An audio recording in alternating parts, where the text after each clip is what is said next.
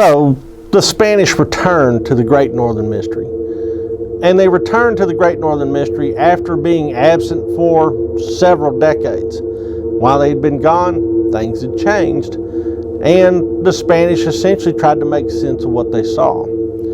Well, the only really fertile ground for their particular plan for occupying La Frontera is in what we know as today New Mexico. They head up into the Rio Grande Valley, into the middle Rio Grande and upper Rio Grande valleys of New Mexico, and establish outposts. Now they do this for a number of reasons. There had been keen competition amongst the European powers.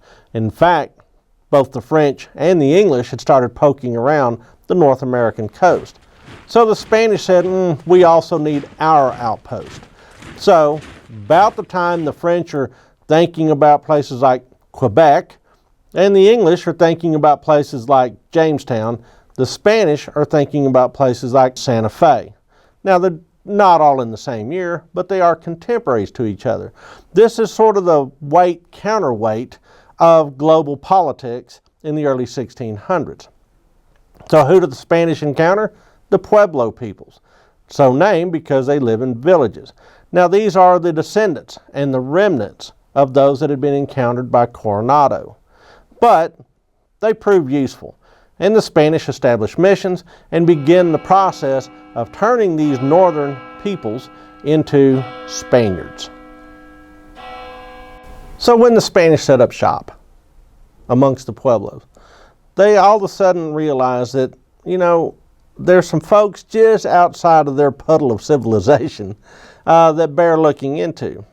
For instance, the Pueblos point to people out on the plains and say, those are our enemies. In Pueblo, that word is Apache, or so I'm told. These are the Apaches, and these guys are Athapascan speakers that have become newcomers, immigrants to the South Plains, linguistically related to the indigenous peoples of southern Alaska. So this is a branch of those people that have gone on to the Great Plains and have now encountered the Pueblos, and now the Spanish. There's others. The Apache show up, and they begin to bump into a group of people known as the Humanos, the humans. Probably named because when they encountered the Spanish said, well, who are you guys? And they all said, well, we're humans. Makes a pretty logical answer, but it's also a little odd at the same time. So the Spanish said, all right, y'all are the Humano Indians.